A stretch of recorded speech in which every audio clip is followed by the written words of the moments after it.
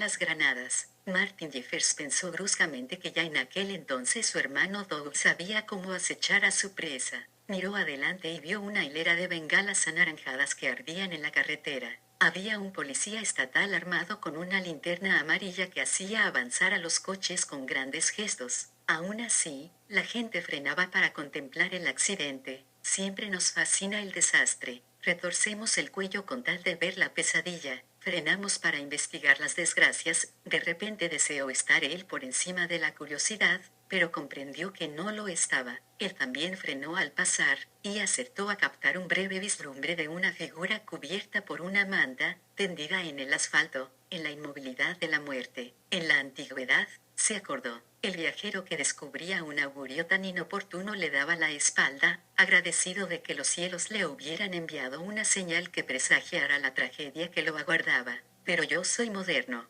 yo no soy supersticioso. Siguió conduciendo. Consultó su reloj de pulsera y comprendió que iba a perder el último transbordador de Gutzole maldición. Voy a tener que coger el primero de por la mañana. Esperaba que la empresa transbordadora todavía tuviera en funcionamiento el barco de las 6. Se acordó de que había un buen motel cerca, desde el que se podía ir andando al embarcadero. Por un momento acarició la idea de llamar a la detective cuando se hubiera registrado en el mismo, no para comunicarle dónde estaba, sino para pedirle disculpas e intentar explicarle que estaba haciendo lo que tenía que hacer, lo que le dictaban los vínculos familiares. Quería que ella lo perdonase, quería que ella se perdonase a sí misma. Se reprochará a sí misma haberme dejado solo, aunque solo haya sido durante unos minutos. Debería comprender que ha habido muchas ocasiones en las que yo podría haberla abandonado. Sabía que aquella era justo la racionalización que la pondría furiosa. Bueno,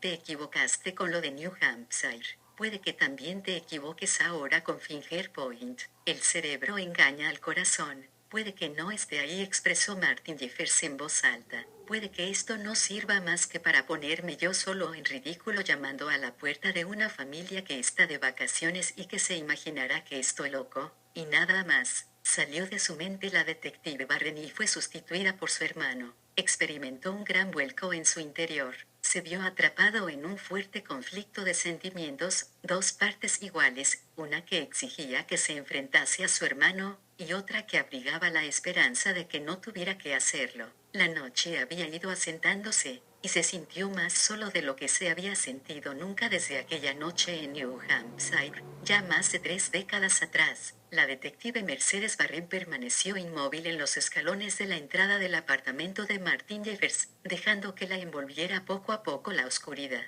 Estaba llena de recuerdos propios, de su marido, de su sobrina. Vio mentalmente un retrato de Susan, pero no de la Susan que había sido estrangulada, agredida sexualmente y arrojada debajo de unos helechos del parque, sino la Susan que venía a cenar, a poner la música a todo volumen y a bailar a su casa, inundada de ruido, a duras penas capaz de contener toda la vitalidad de la joven. Luego aquella imagen se disipó y la detective Barren la recordó de niña, toda vestida de rosa y con lazos, corriendo a su encuentro, haciéndola sentirse, aunque solo fuera por un instante, completamente llena, completamente amada. Pensó en John Barren, volviéndose hacia ella en mitad de la noche con exigencias amorosas, y en la cálida y familiar sensación de recibirlo en su cuerpo. Si lo hubiera sabido, pensó, si alguien me hubiera dicho procura que cada momento sea especial, porque te queda poco tiempo. Luego se vio a sí misma de pequeña, aferrada de la mano de su padre. Volvió la vista hacia la puerta oscura del apartamento de Martin Jeffers. Bueno,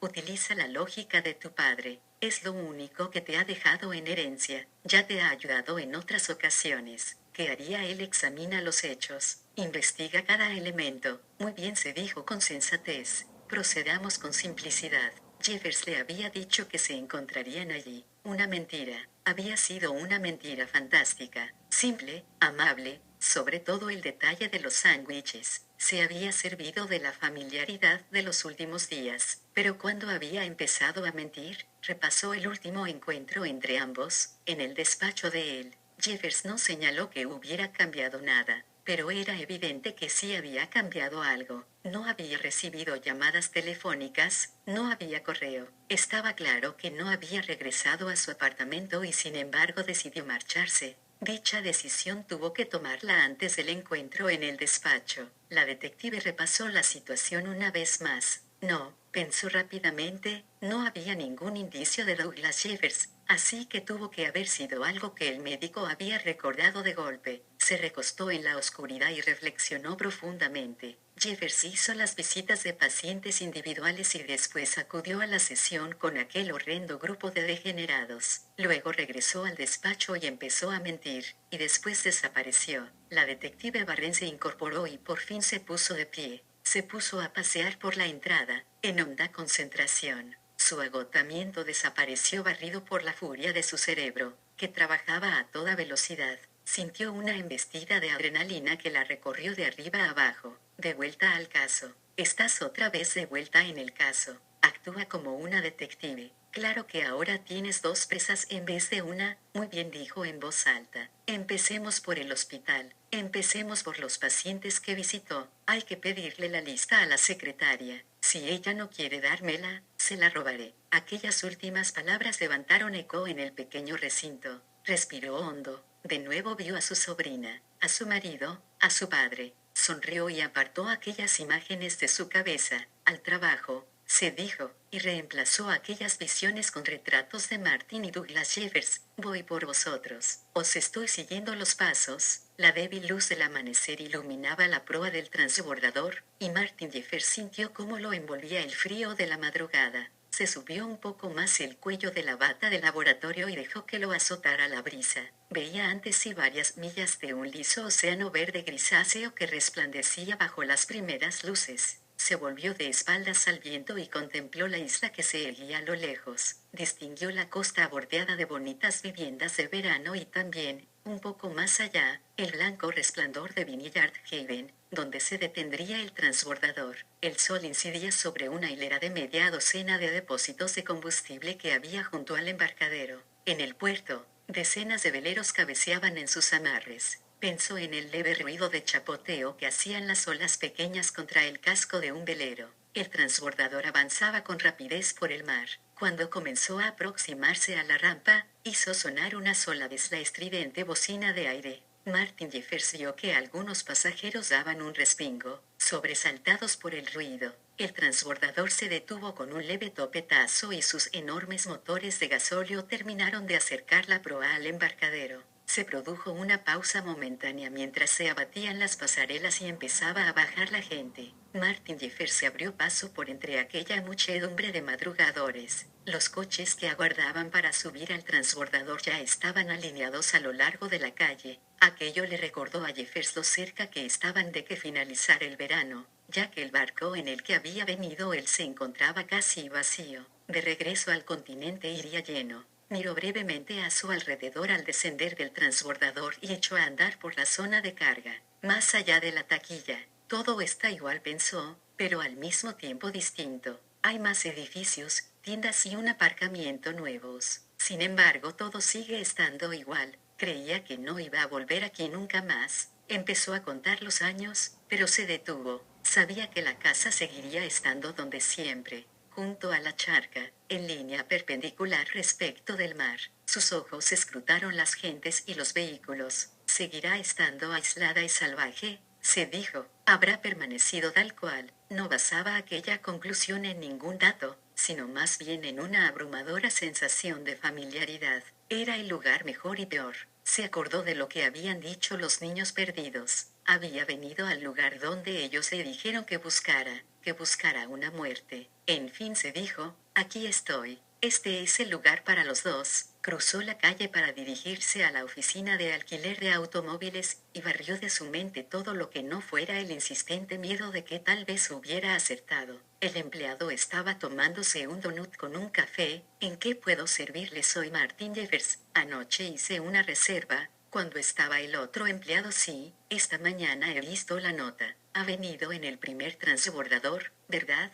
Y quería un coche para un par de días. ¿Correcto? Unas pequeñas vacaciones trabajo, más bien. Puede que dure poco, O puede que se alargue, lo único es que tiene que devolver el coche en viernes. Este fin de semana es el día del trabajo, ya sabe. Está todo reservado, en todas partes no hay problema, repuso Jeffers. Tiene una dirección en la isla para ponerla en el impreso. El médico pensó unos instantes. Sí. Chilmark, al lado de Quanzhou. Lo siento, pero no hay teléfono, pero tendrá una playa fantástica. Supongo. Exacto, la verdad, dijo el empleado mientras rellenaba el impreso, es que yo no suelo ir mucho por ahí, no se me da muy bien nadar, y con esas olas y la resaca y todo eso me da un miedo de muerte, pero a los surfistas les encanta. ¿No será usted surfista? No, bien. Esos chavales alquilan coches y se meten en la playa con ellos, se quedan atascados y rompen las transmisiones. Cogió un manojo de llaves que colgaba de la pared que tenía detrás. ¿Necesita un mapa?, preguntó. No, a no ser que hayan cambiado mucho las cosas en un par de años. Las cosas siempre cambian. Así es la vida. Pero las carreteras no. Si se refiere a eso, el empleado le acercó el impreso a Martin Jeffers para que lo firmase. Ya está todo. Es el Chevy blanco que está aparcado en la puerta. Devuélvalo con el depósito lleno. De acuerdo, antes del viernes. Hasta entonces. Martin Jeffers arrancó el coche y avanzó con dificultad por entre el tráfico de la mañana, cada vez más intenso. Cayó en la cuenta de que no tenía ningún plan, aparte de trabar conversación con la gente que hubiera allí. ¿Qué vas a decir?, se preguntó a sí mismo. ¿Qué vas a decirles? Perdone, señor o señora, pero ¿no habrá visto por casualidad a un hombre que guarde un parecido familiar conmigo goteando sangre por el barrio? ¿Qué otra cosa puedes decir? Sino la verdad. Comprendió que era imposible. Aquella verdad en concreto se alejaba demasiado de la realidad para poder absorberla a las 8 de la mañana de un día de verano, cuando uno está desayunando placenteramente antes de bajar a la playa. Así que pensó que era mejor que les dijera que su hermano se había perdido y que él estaba intentando encontrarlo, de que se ha fugado, que anda deambulando perdido en sus recuerdos, desconectado de la realidad, igual que la tía Sadie loca que todo el mundo tiene, que un día se fue de casa y tomó un tren a San Luis. De que es un ser inofensivo, de que estás preocupado, de cualquier cosa. Toda invención que se le ocurrió se le antojó igual de descabellada. Diles simplemente que estás buscando a tu hermano y que tiempo atrás los dos vivisteis en esa casa y has pensado que a lo mejor ha venido a hacerle una visita. Diles lo que desean oír, pero eso va a resultar imposible. En cambio se dio cuenta de que aquella sensación de embarazo era, con mucho, lo menos terrible que podía llegar a suceder. Condujo surcando las primeras horas de la mañana, atravesando a toda velocidad las sombras que los verdes árboles proyectaban con tanta naturalidad sobre el pavimento. Conducía de forma automática, permitiendo que sus recuerdos se hicieran cargo de llevar el coche. Las distancias parecían extrañamente distintas, primero más largas, luego más cortas. Vio las casas que recordaba, y también otras nuevas que no recordaba. Lo complació, cosa extraña, ver que la tienda de comestibles del pueblo de West Tisbury no había cambiado.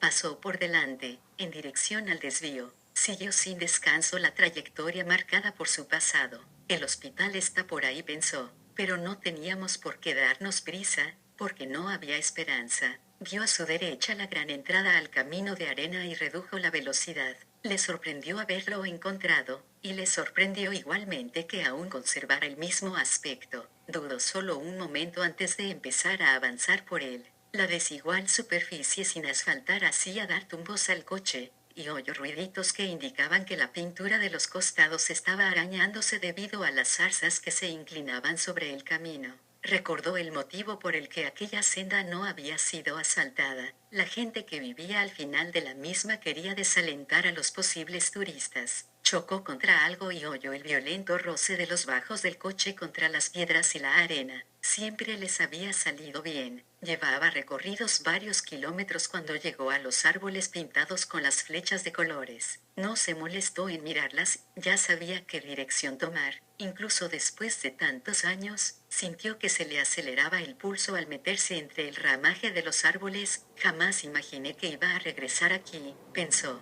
Emergió del bosque y vio por primera vez la charca, a un lado del camino. Allá a lo lejos distinguió a duras penas el brillo del sol en la superficie del mar. Destacaban media docena de velas triangulares de pequeños bajeles que ya cruzaban la charca en dirección a la playa. Sus ojos se fijaron en una casa de campo situada al otro lado de la charca, varios centenares de metros tierra adentro. El viejo Johnson, aquel viejo cabrón, todavía se dedicará a disparar a los chicos que se meten con el